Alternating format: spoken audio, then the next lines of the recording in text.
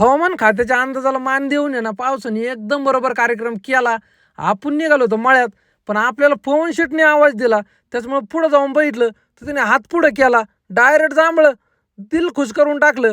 जांभळं म्हणलं बुचकुलीच. तेव्हा नाही नाही मला 1-2 टू एकदम गुलचट जांभळं होते. पण तेवढ्या याच्यात पवन शेटनी सांगितलं. त्यांनी गाडी बुक केली हाय रायडर, जी भेटणार आहे नोव्हेंबरमध्ये. त्याच्यामुळं पहिलं अभिनंदन केलं. म्हणलं अशीच प्रगती करीत राहावा, विषय नाही. मग मळ्यात जायचं होतं. नानाची गाडी बिघडली 2 दिवस झाले. त्याच्यामुळं नानाला आणायची जबाबदारी आपल्या होती. रस्त्याने नुसतं पाणी पाणी होतं. सकाळ धरून पाऊस चालू होता. त्याच्यामुळं वडे नाले आणि वातावरण सगळंच खुश होतं बरं का.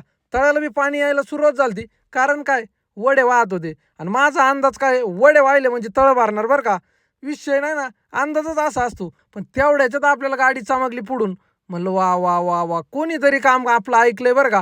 तर भाऊसाहेबांनी स्वतः नानाला घेऊन गावात निघाले होते. नाना निघाले गावात, आपण थांबलो इथं बेडकाचा डराव डराव आवाज ऐकत. मग काय थोडं व्हिडिओ घेतला, कारण तुमच्यासाठीच बरं का हे सगळं. मग ध्यानात आलं आपल्या मित्राच्या पोरीचा वाढदिवस आहे. निघालो गावात डायरेक्ट. पण एक फोन आला आणि डायरेक्ट प्लॅन चेंज झाला. बड्डेचा प्लॅन दवाखान्यात गेला आणि आजचा दिवस असा तसाच झाला.